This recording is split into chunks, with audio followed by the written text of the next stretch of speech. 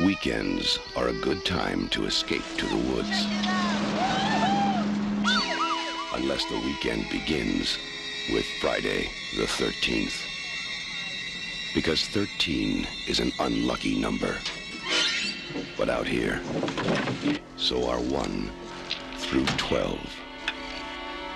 Because these are Jason's woods.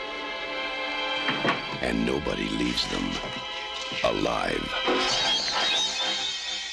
Friday the 13th, Part 3 in 3D.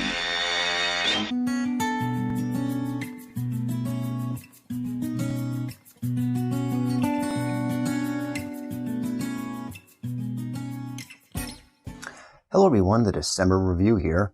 Friday the 13th Part 3 was released in theaters in August of 1982. And as we get closer to its 40th anniversary, we at TDR wanted to take a moment to talk about the influential slasher film. Sure, on the surface, Friday the 13th Part 3 may just seem like another brainless stalk and slash, made to make money while entertaining the fans of the series. But if you dig a little deeper, there's actually some points of movie history that sometimes gets lost in the shuffle of the genre's legacy. These moments, along with the overall scope of the film, help make Friday the 13th Part 3 an underrated gem. So put on your 3D glasses, because the December review is going red and blue, old school.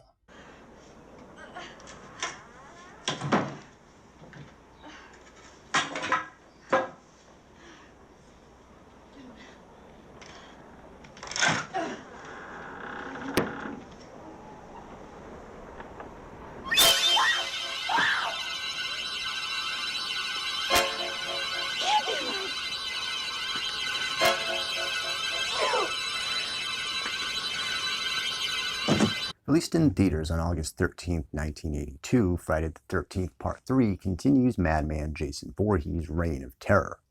Picking up the day after the events of Part 2, Part 3 actually takes place on Saturday the 14th. It also moves down the shore a bit since Camp Crystal Lake has been left in pieces and settles in at Higgins Haven. Our new group of friends for the film consists of Chris Higgins, our soon-to-be final girl of the film, her friend Debbie, her boyfriend Andy, stoners Chuck and Chili, and the infamous prankster Shelley, who is being set up for a blind getaway date with Vera. On the surface, the plot of the movie plays out in your mostly typical fashion. The friends hang out, party, then get picked off by Jason until the last one standing manages to escape. Sure, all of that does happen, but let's take a closer look. The first thing that stands out is, yes, the 3D rendering of the film, helping to kick off the 3D craze that the 80s would showcase. Friday the 13th Part 3 would be the first film in history to have a full, wide theatrical release in 3D. And that was no easy feat for Paramount Studios and Georgetown Productions, who were tasked with the rigorous efforts of special filming for the effect. 2 special 3D Marx polarized cameras were used, as the filming would take a prolonged and labored amount of time for shots to be set up and captured correctly. Many of the cast are on record as saying that the acting took a backseat to the technology, as line delivery wasn't as important as hitting your spot with screen shenanigans. This isn't the IMAX 3D that you're used to. The main concern of the red and blue concept was seemingly to throw anything they could directly at the camera, giving off the in-your-face imagery. Wallets, yo-yos, eyeballs, and spear guns were the specials on this menu. Who are you? What are you doing? Hey, now cut that out right now. That's not funny. It wasn't enough just to get the film shot properly. The next big hurdle was then getting it projected in theaters, a task that would require a special lens for projection booths at your local cinemas. Going into business for themselves, Paramount cut a side deal with Gary Weaver, the owner of Sirius 2 Corporation, in the development of such lenses that would then be offered to theaters at a discount, should they choose to rent or purchase them through Paramount. Well, this resulted in a lawsuit by Marx Polarized, who saw this as a squeeze play, shifting them out of the converter lenses. Paramount agreed to credit Marx converter in the film.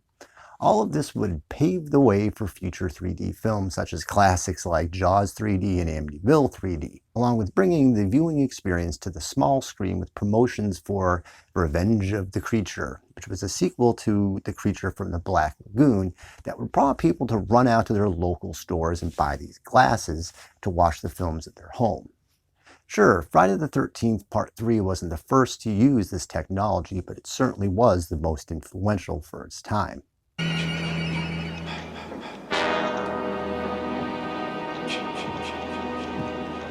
Another great aspect for the movie is that this is where Jason Voorhees was officially born into the lexicon of worldwide culture. Had it not been for the decisions made in this film, who knows where the series and Jason himself would have eventually landed in the pages of cinema history. When we last saw him, the psycho with a sack over his face had been macheted in the arm, unmasked and seemingly left for dead. Or not. Much like most of these films, the endings and their fake-outs leave a lot open to interpretation. The script for Part 3 written for Jason to wear a mask. What kind of mask was unknown, as it wasn't until filming where the final outcome was reached. While performing lighting testing, the 3D supervisor on the movie, Martin Sadoff, just so happened to have a Detroit Red Wings goalie mask on hand. After a few alterations which included making the mask bigger, drilling out the holes, and creating its infamous markings, Richard donned the mask that would go on to live in infamy. But he wasn't the first in the film to wear it. Our previously mentioned prankster Shelley, played Pitch Perfect by Larry Zerner, was actually the owner of the mask in the film. The character of Shelley is a miracle in slasher history. To be the one who had the iconic mask first would be enough to put Shelley in the Horror Hall of Fame, but somehow, through all of the low-budget and 3D production focus, Shelley managed to be a complete person. As a character on screen, giving fans someone to root for and be annoyed with at the same time. Look, you guys, I want you to have a good time this weekend. What happened to me at the lake happened a long time ago. I'm fine, really, okay? Just forget about me. Oh, I'm supposed to forget that we've been friends for... Shelley's blind date setup was doomed from the start, as the hijinks started as him and Vera first met. It was obvious the two didn't hit it off, as Shelley's outfit may not have been the ideal threads for a first impression. But Shelley persisted throughout the film, often giving painstakingly real assessments of himself along the way. This worked to give the audience, and especially those with similar thoughts, a person to identify with. And that if Vera got to know Shelley, maybe the two would hit it off.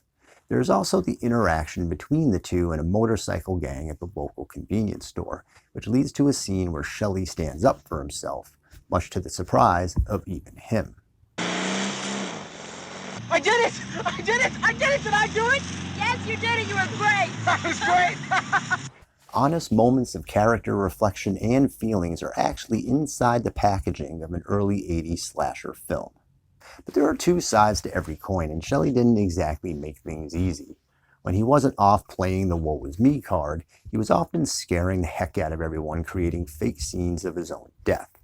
One could drill down a little further and see these moments as a cry for attention. But they mostly made him come off like a jerk, so it went both ways. That'll teach you a valuable lesson. A beautiful girl like you should never go out in the dark alone. Damn it, Shelley. Why do you do these stupid things? I have to. No, you don't have to. I just want you to like me. I do like you. But not when you act like a jerk. Being a jerk is better than being a nothing. I never said you were nothing. You don't have to say it. I could tell. You're wrong. Shelley.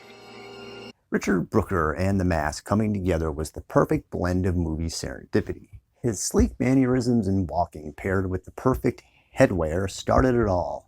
Many consider Richard the best Jason in the series, and while I can't argue with that, it's also a near impossible ranking for me. But Richard is 100% the scariest Jason Voorhees ever. Take the ending of the film for all the evidence you will need. As our hero Chris is waking up along the shoreline looking at the house which houses all of the previous evening's horrors, the maskless Jason popping up in the window with his frantic nature is a moment that to this day still gets under my skin.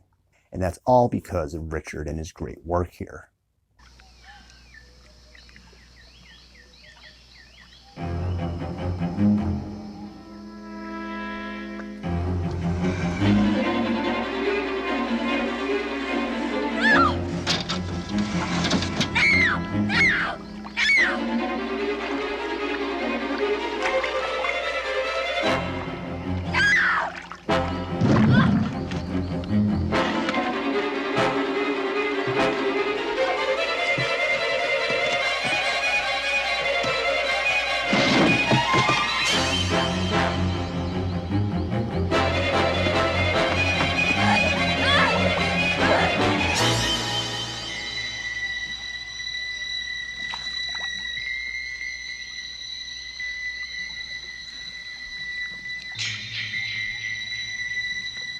I could talk a lot more about the ins and outs of Friday the 13th Part 3. For this video, I just wanted to mention a few of the standout situations that this film has to offer. Sure, the overall effects work is a little cheesy now, but at its core, Friday the 13th Part 3 is a well-made horror classic that helped create a legendary, worldwide known franchise that will be remembered for generations to come. And that is why it deserves its spot as a December review underrated gem. Don't really have much here to just start chucking at a camera, but here's a poster for effect. Ooh. Ooh.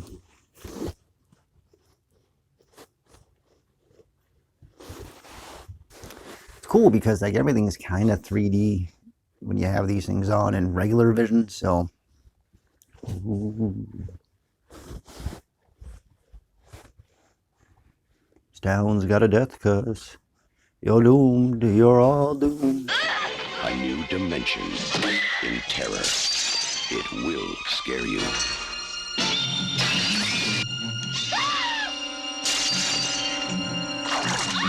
Count on it.